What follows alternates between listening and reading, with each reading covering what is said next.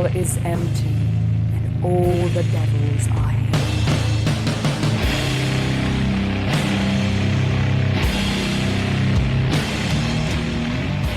Hello everybody, hail Satan, this is Ligeia, and I'm here today with Leraje. Hail Satan.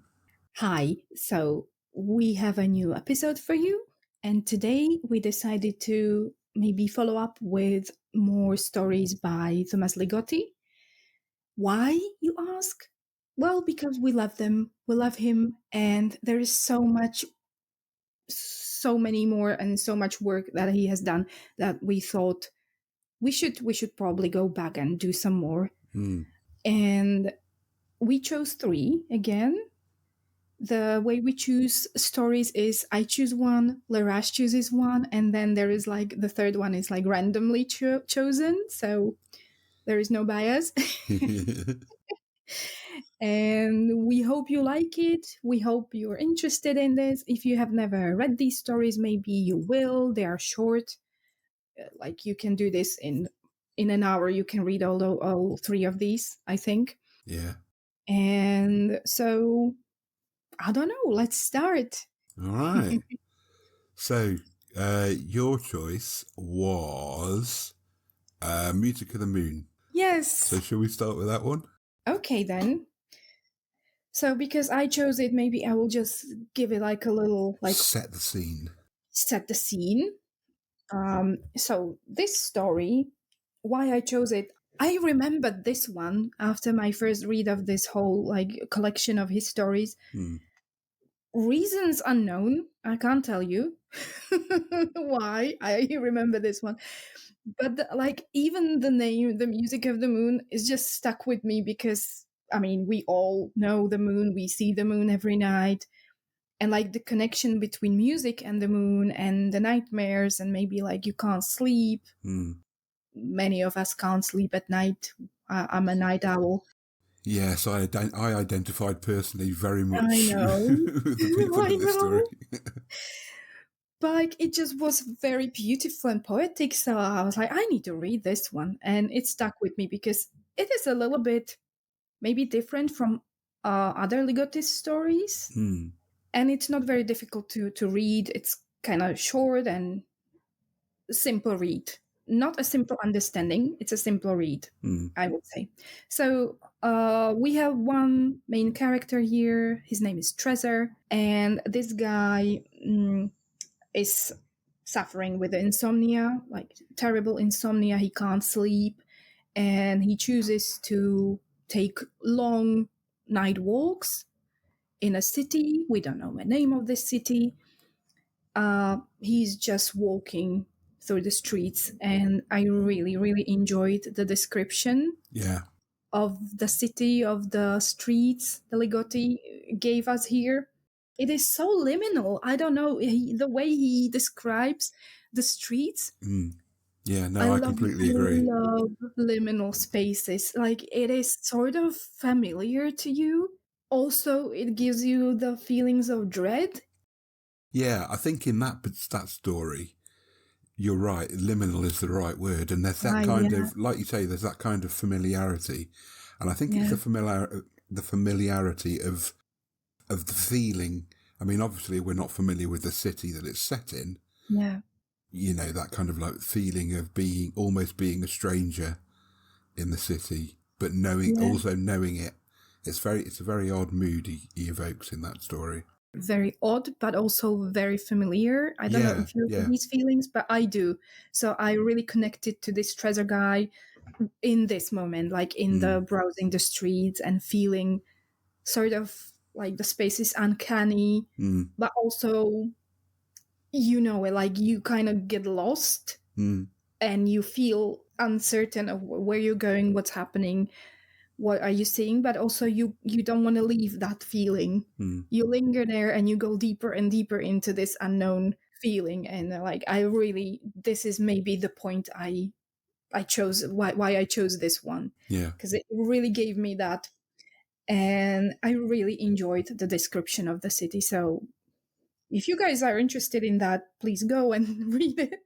I mean, what you said earlier about it being different kind of story than the other ones we read, the first three, I completely agree with you. Mm-hmm. All three of these seem to me to be much more, I don't want to use the word mainstream in relation to Ligotti's stuff, but they were much more kind of like accessible than the first three that we read. Yes. And I am not certain in my own mind if that's a good thing or a bad thing, or if it doesn't even really matter. But they're much more straightforward than the first three that we read. Is that fair, do you think? Yes, I know what you're trying to say. It's not easy to describe what you are saying. I am trying also to put it in words. I don't want to judge anything, so I'm not going to say if it's better or worse. I enjoy all his stories in some way. And maybe this is just the proof of his genius. He's able to write this way, that way. Also, he was a human being. He is a human being. So obviously, what he's going through in his life, in his head, is gonna show in his story. So maybe he was in this space in his head, in that space, you know. So or maybe this was on purpose. I don't know, and I don't really want to know. I think it's beautiful to keep the mystery of it, like, okay, this is also Ligotti's work, and why not? Yeah, absolutely. He's perfectly entitled to write however he wants. You're absolutely right. Yeah. So I don't know how we chose exactly like three stories that, as you say, are a little bit different from the previous three ones. That was just a random thing that happened. So it's not like, oh, we chose these because we feel like these are different. No, it didn't happen like that. No, not at all. It was just a pure accident, I think. Yeah. Okay, so let's just continue. I will say the story shortly. So he is an insomniac. He's walking the streets at night, trying to like entertain his mind, his brain, to see something new. He has been through many things that helped him to survive, but like, you know, you get bored with things. One night he goes for this walk. He comes to a building, not inside a building, but he's walking by a building, and there is this stranger just standing there looking at him or looking around. This stranger hands him a paper, like a little note. So he reads it, and it's an announcement of some like performance happening that night, later that night, and he just leaves. But obviously he's intrigued, so he comes back and he enters the building again. I loved how he describes the building. First of all, like the strange semi-circular windows, they are so completely different from anything else, which I think was already like a sort of like connotations with the moon. Maybe, I don't know. That's how I chose to see it. That's how I saw it as well. I thought he was making a deliberate allusion to the moon. Yeah, he wasn't hiding. No. He wasn't hiding like what is like, you know, you didn't know what's gonna happen, obviously. But okay, so he enters, he is going through the floors, it's dark, of course, it's like moody and a little bit atmospheric, maybe scary. Nothing is really happening. And then he stumbles upon a room where, again, in this part I saw his genius when he entered that room, and he was such a teasing guy here, Ligotti. You know why? Because he was like, oh, these are shadows in the corner and you are getting ready for some, you know, and oh, it's just spider webs. I'm like, okay, first one, jump scare in the book. Okay. And then he continues with this, oh, I see these and these. Oh, it's just like musical instruments cases. Ligotti. Yeah. And he did this in one paragraph, like maybe 3 times. He was teasing me. Yeah. And like, oh, it's nothing. It's actually nothing. I absolutely loved it. Actually made me laugh because I could see like, oh, you are just playing with our minds. I love it. Yeah. I mean, he did that as well towards the end of it when Yes. because the sort of like the first performance, the protagonist actually leaves the room, the performance room. So all you can do is kind of like through the protagonist, you kind of like hear the music through the door. You don't actually, you're not in the room. Yes. And there's that. So there's always these layers of being hidden from you. Yeah. Teased, as you just said. So it's I loved it. yeah, it was very well done. So I found it also funny in a way, because I could tell, like, oh, this is, he deliberately wanted to do this to my brain, and it worked. Thank you very much. So Yeah, I wouldn't say this story was really scary, but Ligotti's horror is usually very interesting, and I found this one interesting because I don't want to say everything, I want to know what you think, but okay, I will keep this for, I want to hear from you. I will keep this. So what do you think about the story? I don't know, maybe you want to say how it continued? without sort of like completely spoiling it, I'll give it a go. Yeah. So, as Ligeia says, we kind of like start off in the city, which is eerie. Then we go into this kind of like house type thing, which is a little bit eerier still. Then we go into this room, which is another step up in eeriness. And then he leaves the room and you hear the music through the door, which is another step up in a bit weirdness. And then eventually he goes home and then kind of like gets his curiosity drives him to the point where he has to go back and has to kind of like be in the room while the music is playing. I won't kind of like completely spoil the ending, but Okay. yeah, it's good. Okay, so we are not spoiling it. Oh, Well, Lucifer, help me. I guess, I don't know. Do you want to? Shall we? I mean, we I might as don't well. want to. I Okay. don't want to. I never want to spoil anything. Yeah. But okay, I will just say my opinion. What this story was actually about. Like, what is the horror based on? So I think, as I saw it, it is about, I don't want to say it in an incorrect way, but maybe certain boredom that we can find ourselves in. Yeah. And how we are trying to entertain ourselves, and it can come to a point where we reach a cliff or an edge, and we know that we are reaching a point of maybe a disastrous breaking point for our mind. Yeah. But we are so bored that we just choose to linger in there until, we are reaching out and reaching into this entertaining something that we find like, it's not even that great, but also once I'm here, let's see what happens. I mean, I think he does that with a lot of his protagonists, and I mean, we said it in the first episode, but it's very Lovecraftian. There's these very much. There's these people, these usually men, who are kind of like, as you say, bored with their lives, or looking for something, or they're going through, in this case, insomnia, or some kind of like academic ennui or something like that. And like you say, they kind of like, this thing pops up and it's obviously weird and wrong, and they are so kind of like that their own existence is so humdrum and ordinary that they ignore all the warning signs and carry on. All the warning signs, because it was obvious, like when he entered that room and he saw what he saw, the others, it was not singing beautiful song of like, oh, you will be happy. No, like, this is a good place. No, really? Don't you want to leave? And he's like, let's see what happens. Let's see what happens. And he did. And in fact, I'm going to go back.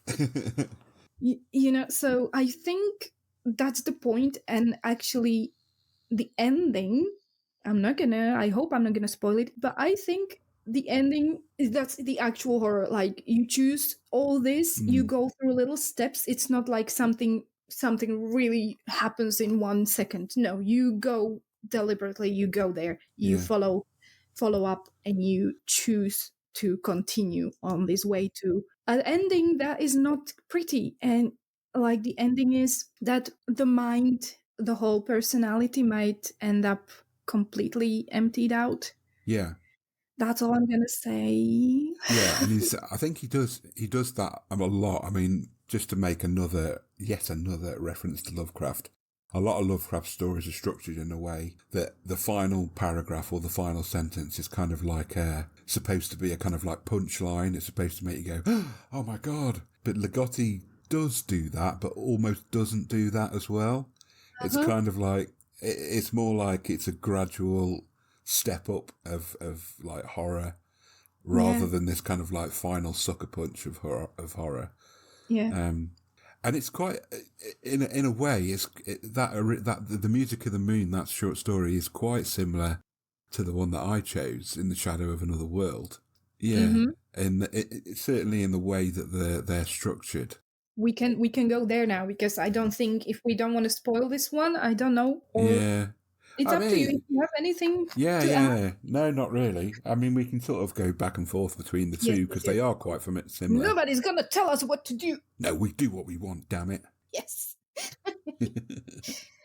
So, In the Shadow of Another World, that was my choice. Mm-hmm. And I chose it just because I really like the title, basically. Yeah. I've not, before we did the first Ligotti episode, I'd never read anything. No, I think I had read something by him, but it was a very long time ago. So I wasn't familiar with his work at all. Mm-hmm. And In the Shadow of Another World just sounds like a really cool story title. It does. Yeah, so I love it. I thought, yes, I'll choose that one. So the basic premise is, again, we have our typical Lovecraftian Ligottian, I don't know, Ligotti I like it. style of protagonist. It's a lone man who has, as Ligeia said earlier, is kind of like, maybe not bored of his life, but kind of like looking for something to fulfill him. Yeah. And he hears about this place, and it's historically it was I don't know how to describe it. The lair, I don't know, the research lab, somewhere in between the two. Of this occultist whose name I can't remember and stupidly didn't make a note of. Can you remember? I will have a look. I know the new owner's name is Spare. Yeah, Spare, yeah, which is a great name. Yeah, it's a good name. Just to describe the scene for you listeners, Ligeia has got a paperback copy of Grimscribe and Dreams of a Dead Dreamer, and it is covered in post-it notes. All colours possible. All different colours. Like, I will need a new book, I think. So yeah, our protagonist hunts down, and well, maybe hunts down is the wrong word. It's not necessarily a secret. This kind of like it's not quite a flat or a block of flats, and it's not quite a house either. It's got this kind of like strange. It's like a house, but it's got this tower built into it, and it's a multi-level tower. It's got lots of windows. So he goes in, and the current occupier is a guy called Spare, and we gradually learn that the windows of this house are kind of like tuned to a shadow world or another world, hence the title, I guess, Shadow of Another World. Yeah. And if their protective element is removed, then this other world starts to stream through the windows and starts to sort of like occupy the reality of this house. We're also kind of like led to think that this is in some way, that the process of doing this is in some way kind of like almost addictive, and that it kind of like imposes it, this other world imposes its will on the people who live there and makes them want to remove the protective element to the windows so that this other world can manifest. Mm-hmm. And there's this great kind of like passage towards the latter stages of it, where Spare is kind of like ascending from level to level and removing the protective element from each of these windows. And the narrator is describing the emergence of this other world level by level, and it's just brilliantly written. Yes. I don't think it's not within my powers to really describe exactly what it is, but it's and I wouldn't want to anyway, because that's why we read these things. No. But it's very well done. But the reason I said that it's kind of similar to Music of the Moon is the setup. the lone protagonist, the kind of like room or rooms in this case, and this kind of like other world reaching out in some way to this world. So in Music of the Moon, it's via the music. In Shadow of Another World, it's via these kind of like portals, windows, whatever they are, whatever they really are. It's possibly my favourite Ligotti story that I've read so far. I love it too. Yeah.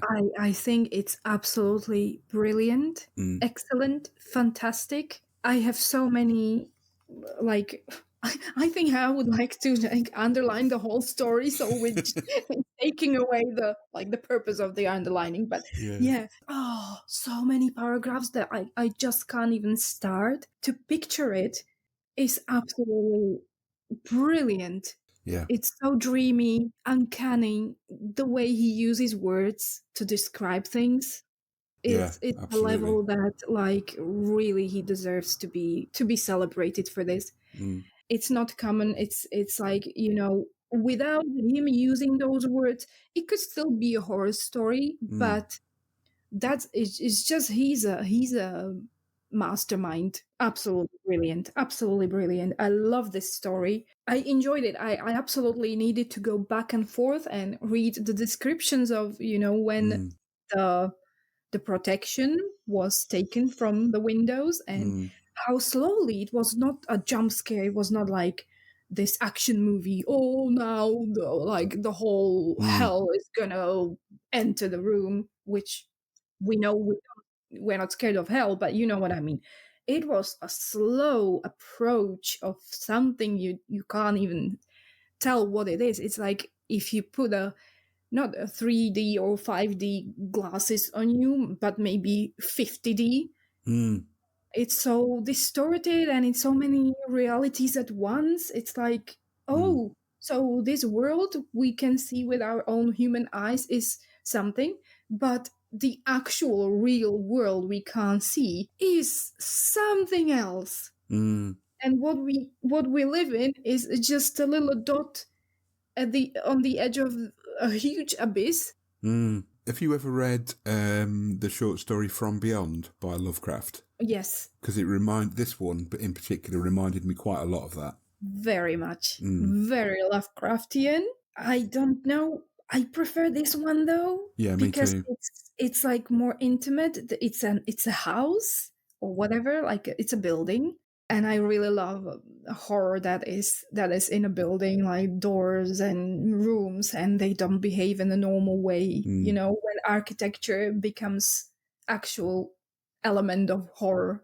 It's really interesting to me. Yeah, the mood it evokes, or the way I sort of experienced it in my head, was kind of like inside the house while the protection was still on the windows. It was kind of like dusk everywhere. Yeah. And then when the protection is removed, it's like the sun going down on a summer's evening. It's like this very slow progress towards darkness. But in this case, it's not darkness. It's kind of like the imposition of this other world. Yeah. That also, how you said it just now, I had this realization that maybe the slowness of that is also very scary to me, because it gives you the feeling of, again, very Lovecraftian, like you are so small that this other world, that world's aim is not you. Like, oh, the protection is off. Oh, we need to get this girl or this guy. No, it's just there. It's coming for you. Yeah. Whatever. You can't stop it. Whatever. Like, we will get there when we get there. It's not like we are too big to care about you. You are done, and we can take our sweet time. We are coming very slowly, and fuck, it's fucked up my mind. I mean, he does that a lot, Ligotti, and he did it in the I can never remember the name of it. The clown story that we read in the first, the Harlequin. Yeah, Harlequin. Was the last feast of the Harlequin? Something like that. Hold on. We need to. The last feast of Harlequin. Yes, yeah, that's it. Yeah, and he does that that, as you say, that kind of like slow reveal of this whole other universe, this whole other world, this whole other reality, which doesn't care about you or me or anybody else. No. It simply is there.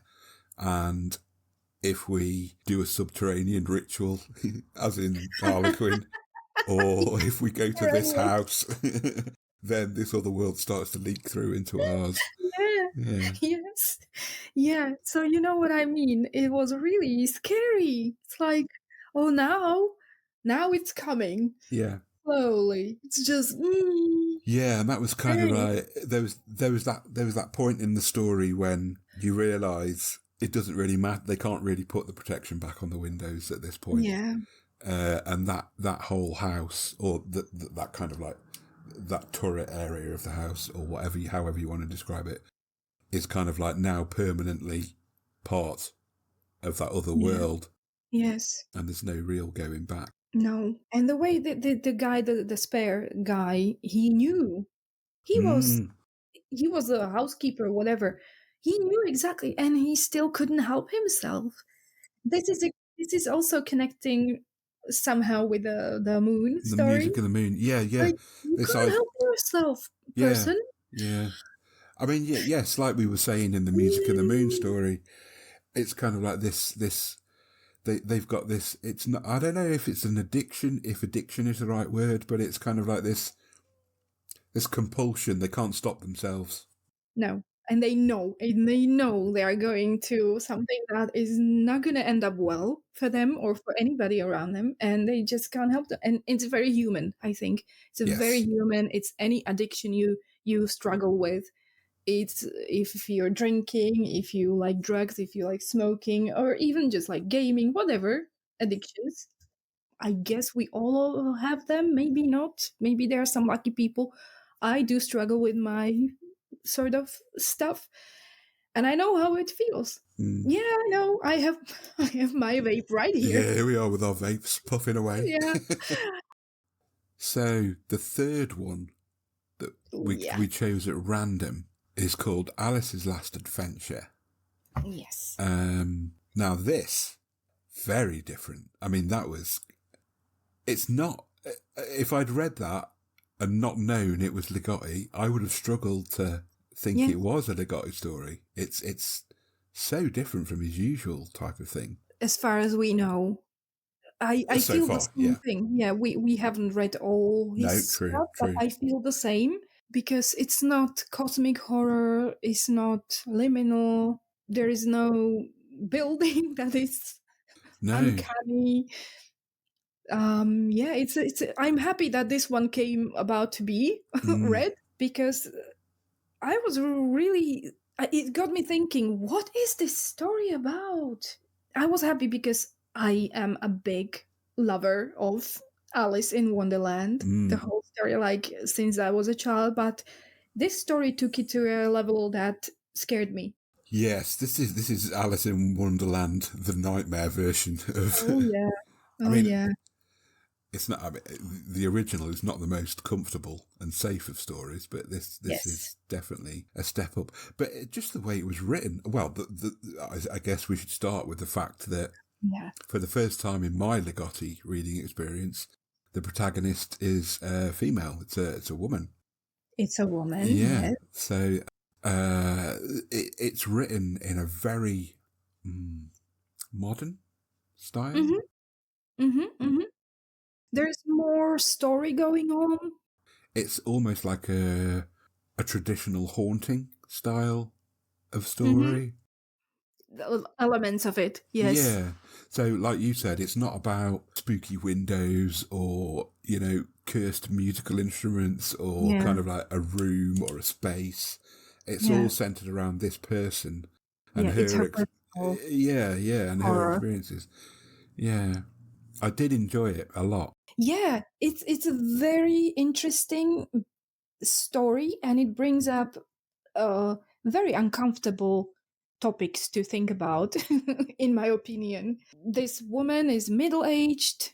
She is a writer. She writes books for children.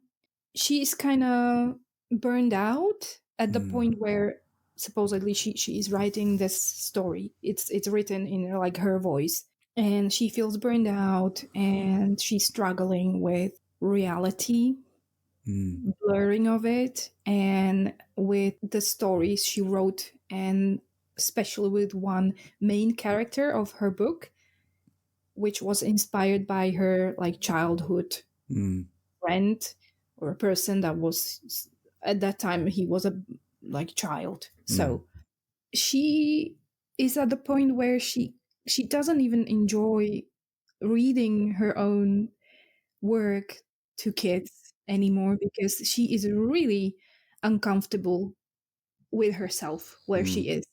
And I think, as I understood the story, she is going back to her past when she was a child. She was a little girl, and her dad was obsessed with Alice, the Lewis Carroll's Alice. Yeah. And he was treating this daughter of his as Alice. Yeah. And he was absolutely relentless, I would say. Like, she actually lost an opportunity to get herself to know herself, and like develop her own identity as her. All she was this Alice figure that she was entertaining for her father. Yeah.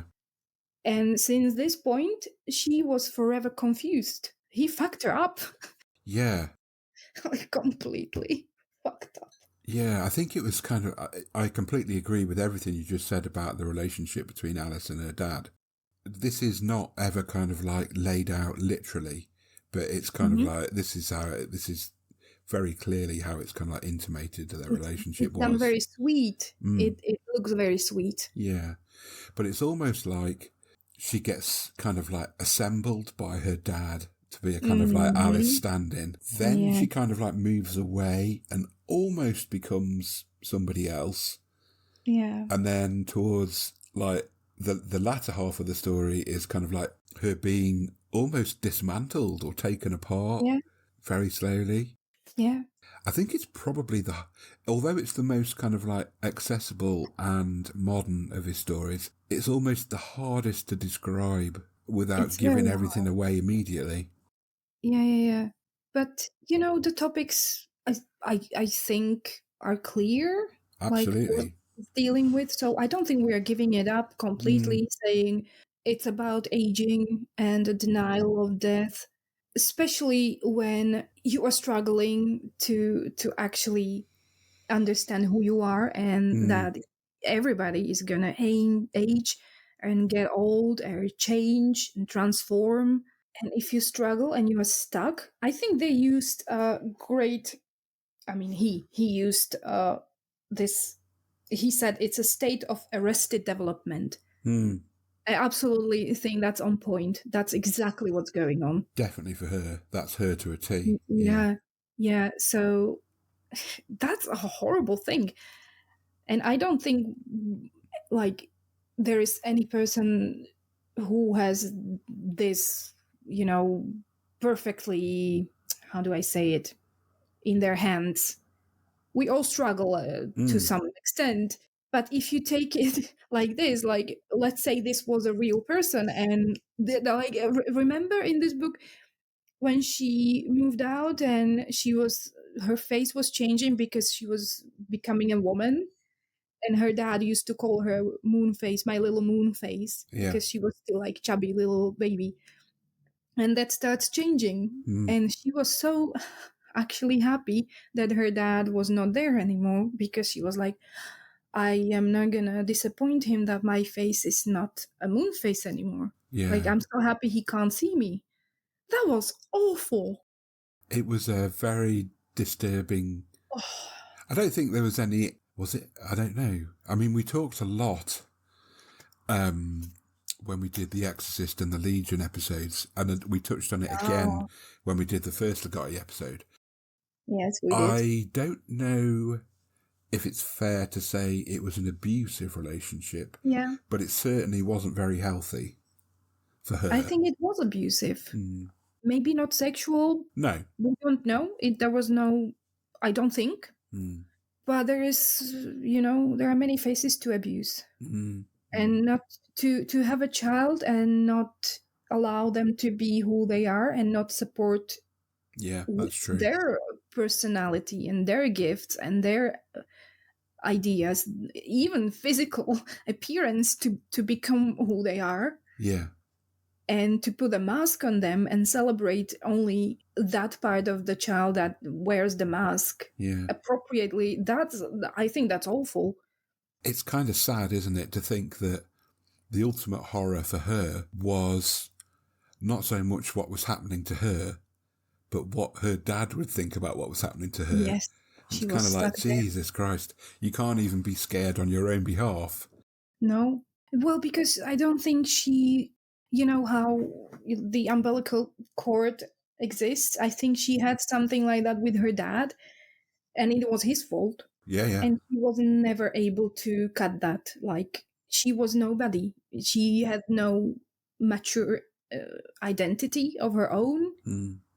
And this is maybe when, those little moments of spookiness were starting to happening. I think that was her part of her brain realizing, okay, we are getting older.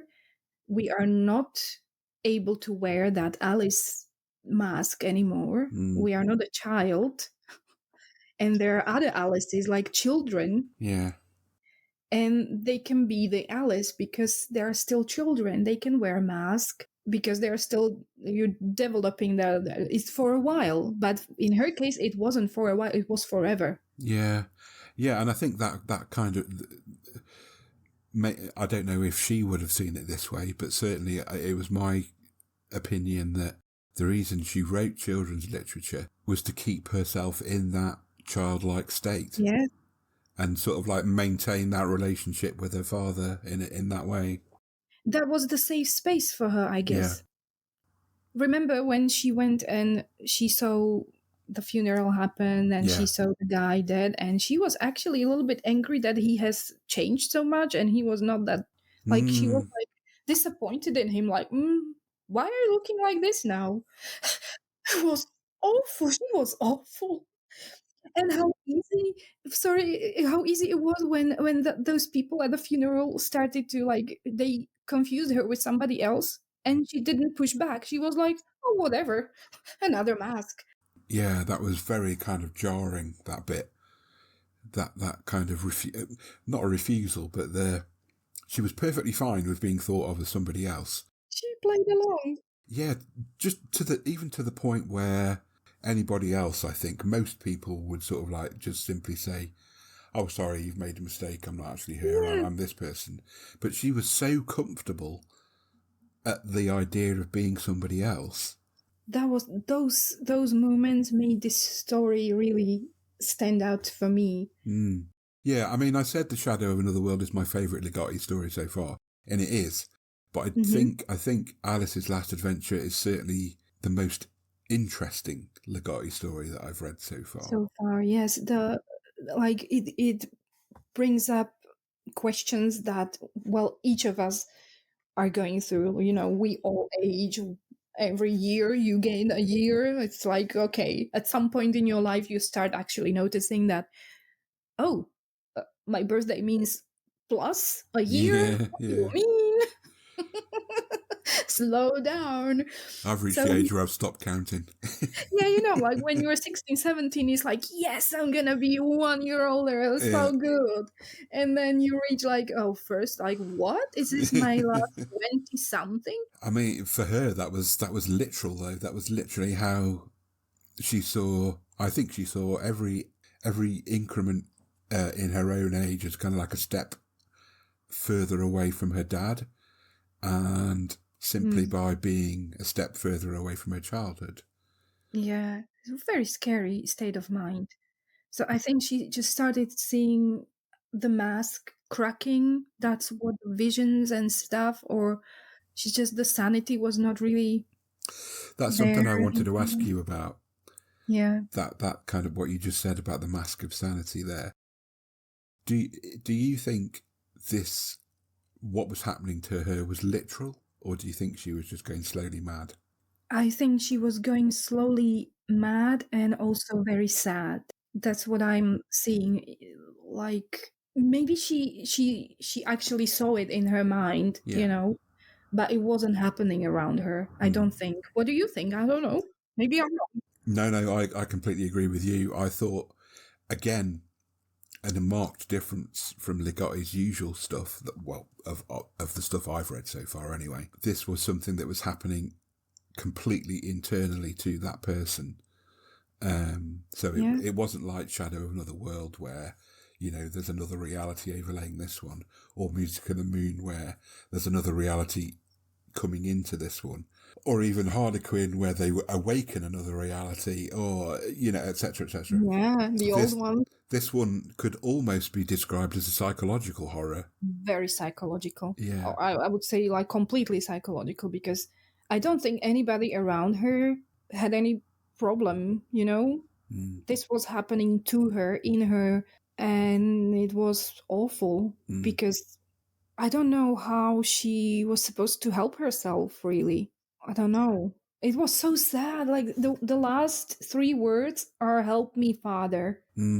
It just completely broke me. You know, I just wanted to help her, even though she might be like, she was quite annoying. Yeah, I mean, on one level, you could read those last words as the words that any child. There's that famous scene in Saving Private Ryan when the medic is dying and he's calling out to his mum. Yeah. So maybe on one level, that's a natural thing for someone to say, to call out to a parent to help them.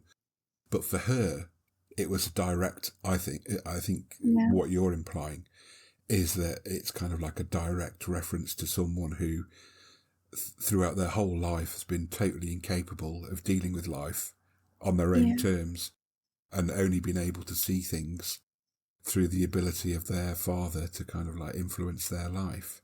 Yes. Is that fair, do you think, or am I Yes. over? No. It's exactly that. And I took it a little bit further because I thought it's her saying she's giving up.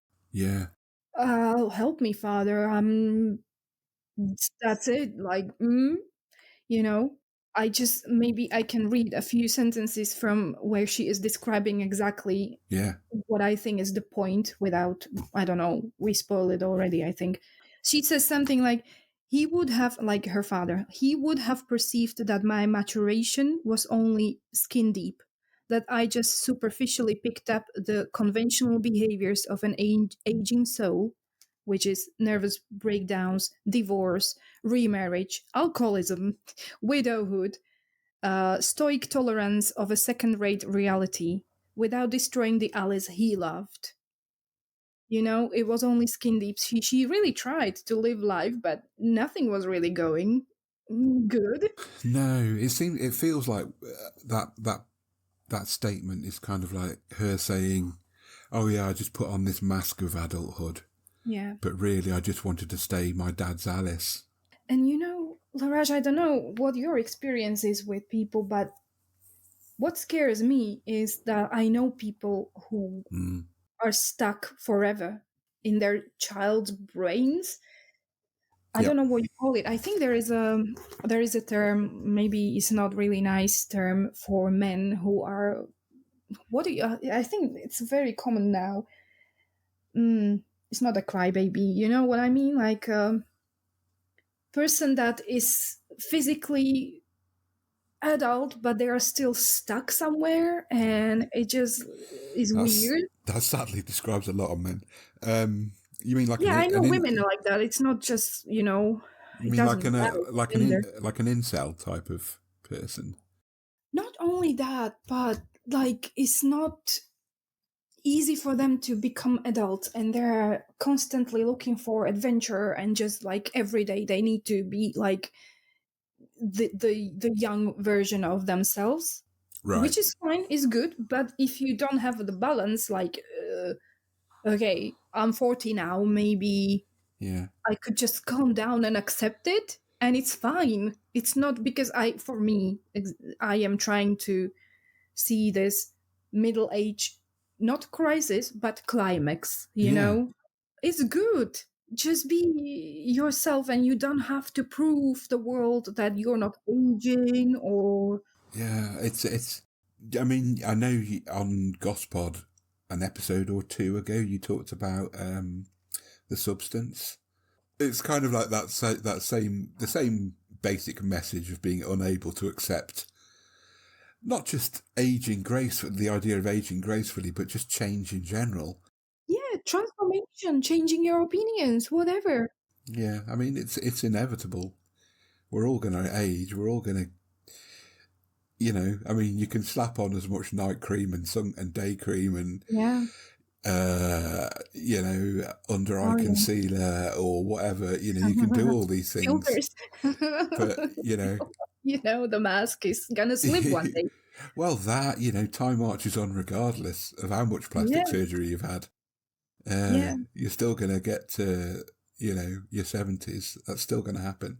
Yeah. It doesn't see the difference between people. It's just happening to everybody. And as you said, I think I made a note, I made a note here, is the complete unraveling of the bullshit we tell ourselves and others about who we are. Yeah. And so I think this was the visions she had. And, we all have to have we enter some personas. You can't function without that. But no, and you can still go and be yourself. It's not that what I mean, but if the mask is the only reality you can actually function with, that is a scary, scary thing. I think you're right. I mean, all of us maybe present different things to different people in our lives, and that's completely normal. That's fine. That's normal. Yeah. As you say, that inability to present any kind of element of truth to the world, no matter who it is you're talking to, is not healthy. Yeah, it's not healthy, and it's gonna kick your ass at some point. It's nothing wrong with mask. I love masking myself and entering other personalities. I love playing with this idea, Yeah. And it's been with people. It's very human, like Venetian mask or any culture. Ancient cultures, they all had masks, and we play with this idea. Yeah, I mean, we as Satanists do that that's every day. Another story. Yes, we do. Yeah, literally and metaphorically.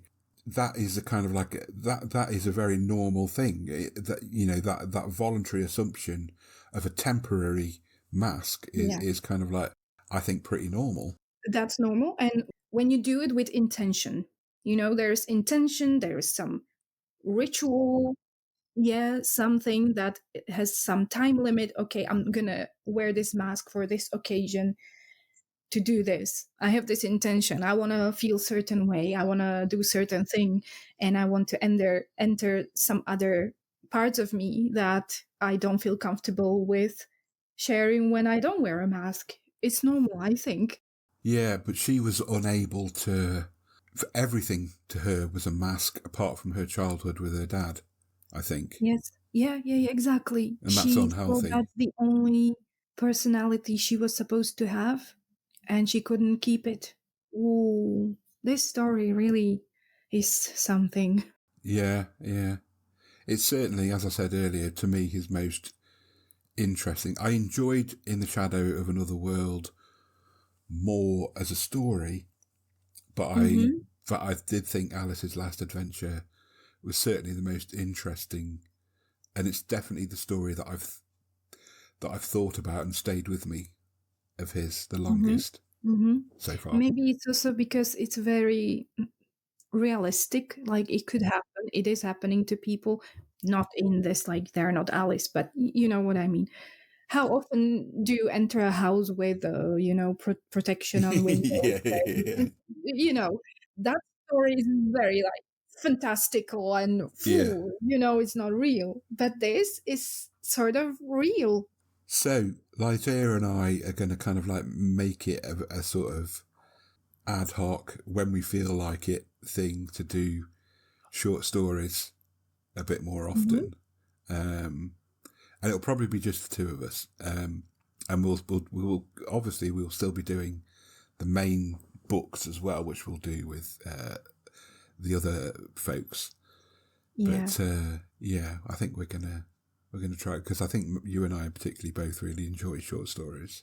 Yes, we do. So we found this interest in certain books, certain authors.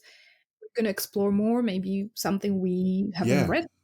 And we want to continue doing this, like, our little duo.